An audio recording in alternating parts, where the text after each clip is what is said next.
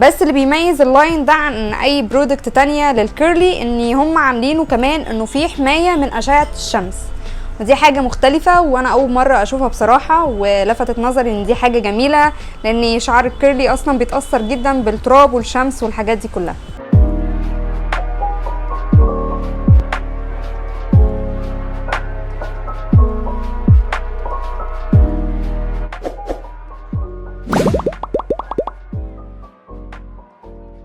ازيكم عاملين ايه؟ معاكم كريستين عماد في فيديو جديد. ان شاء الله هنتكلم النهاردة عن برودكت جديدة اسمها سومافي.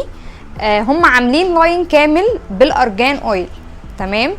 اللاين كله بيتكون من شامبو وبلسم وحمام كريم وكمان ليف ان، فدي حاجة كويسة جدا بالنسبة انه بالارجان، وكمان متوفر دلوقتي في معظم الاماكن، مش هندور عليه كتير وكده.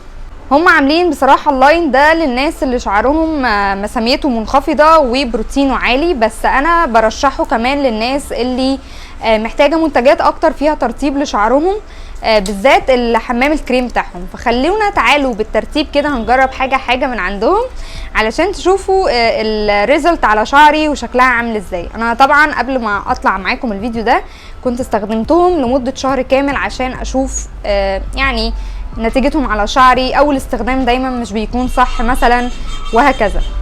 فتعالوا، انا طبعا النهارده الوش داي بتاعي، فجايه معاكم بقى اوريكم اولا شعري. يعني بصوا الهيشان القمر وشعري حتى نفسه جاف جدا.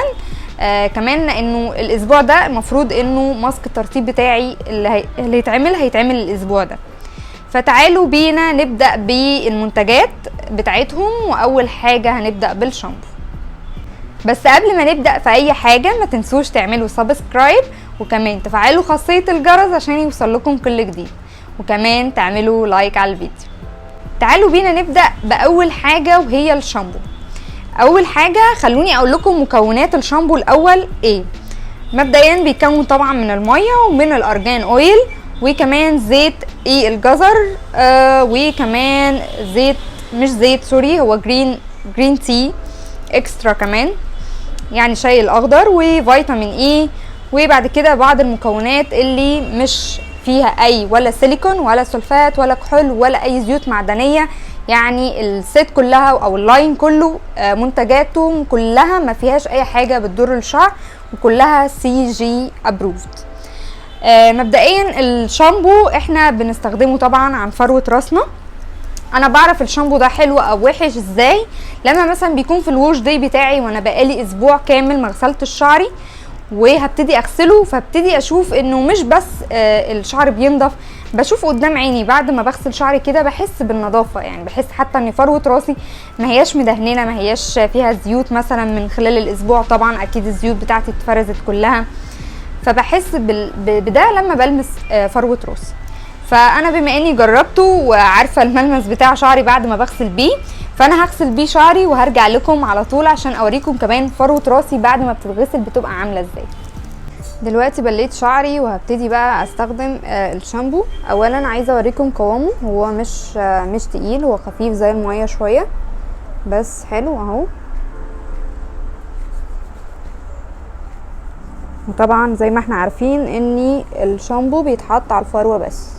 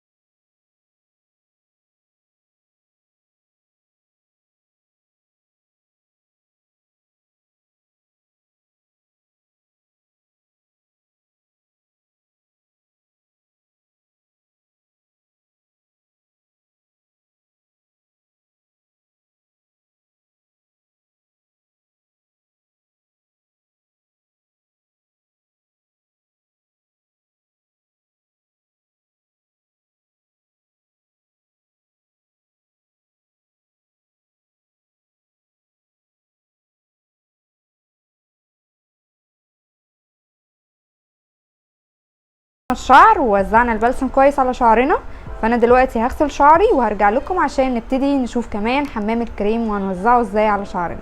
نيجي بقى للخطوه الثالثه وهي حمام الكريم. حمام الكريم بتاعهم حجمه حلو وكبير برضو، ومكوناته برضو نفس مكونات الشامبو ونفس مكونات البلسم.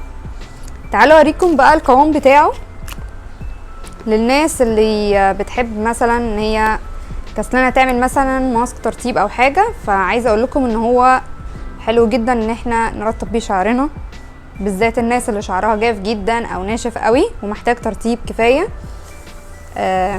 اولا هو قوامه تقيل شويه عن البلسم البلسم والشامبو، فالقوام بتاعه تقيل شويه، فده بيخلينا ان ممكن لو حد مساميته عاليه ومحتاج حمام كريم يكون مرطب فيقدر يستخدمه.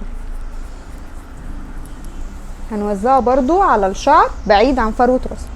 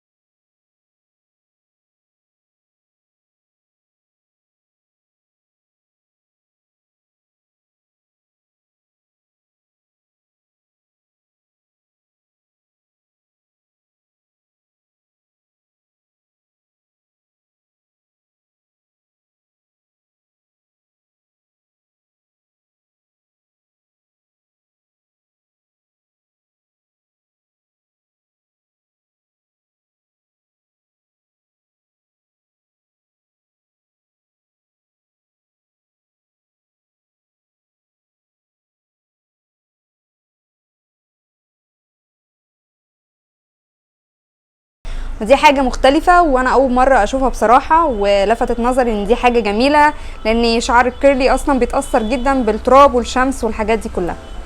تعالوا اوريكم كمان قوام الليف ان بيبقى عامل ازاي. هو القوام مش تقيل قوي ومش خفيف قوي، فهو مناسب مع الناس اللي بتحب منتجات قوامها متوسط وخفيف. هنبتدي نوزعه على الشعر.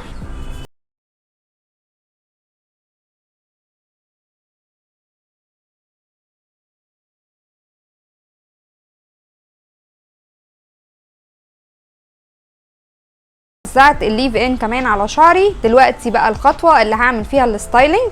طبعا بعد الستايلينج هيبان قوي شكل شعري والبرودكت ايه مفعولها على الشعر عامل ازاي. وصلت للوك النهائي اخيرا بعد ما شعري نشف الحمد لله.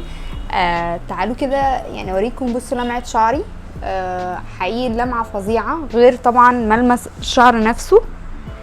الملمس نفسه ناعم جدا جدا كده، والشعرايه تحسوها فلافي. ده بصراحه بسبب زيت الارجان. انتوا عارفين انا بحب زيت الارجان ازاي. يعني خليني اقول ان المنتجات فعلا كانت بما اني مجرباها بقالي شهر فانا كنت عارفه الريزلت الاخرانيه، ولكن انا كنت حابه اوريكم انتوا قدامكم عشان برضو كل واحد حابب لما يروح يشتري يكون عارف الحاجه اللي هيشتريها تبقى شكلها عامل ازاي، قوامها عامل ازاي، نتيجتها على الشعر كمان عامل ازاي. طيب في ناس هتسألني احنا نقدر نجيب منين منتجات سومافي وهنلاقيها فين؟ انا هسيب لكم البيج بتاعتهم في الديسكريبشن، تقدروا تدخلوا تسألوهم. هم دلوقتي بدأوا يوفروا في صيدليات كتير حوالينا وفي اماكن كمان كتيرة، فتقدروا تدخلوا تسألوهم فين اقرب مكان ليا متوفر، وهم يعني كويسين جدا وهتلاقوهم بيرد عليكم. وكمان هسيب لكم البيجات الاونلاين اللي ممكن يكون متوفر فيها برضو منتجات سومافي. وبكده نكون وصلنا لاخر الفيديو. اتمنى الفيديو يكون عجبكم، واتمنى يكون الفيديو كان مفيد بالنسبه لكم واستفدتم وعرفتم منتجات سومافي ونتيجتها وقوام كل حاجه ومكونات كل حاجه. لو عندك اي استفسار او اي كومنت سيبيلي هنا او على جروب الفيسبوك او صفحه الفيسبوك او اكونت الانستجرام. وما تنسوش تعملوا لايك على الفيديو، وكمان تعملوا شير عشان اصحابكم يستفيدوا زيكم. اشوفكم ان شاء الله في فيديو جديد. باي باي.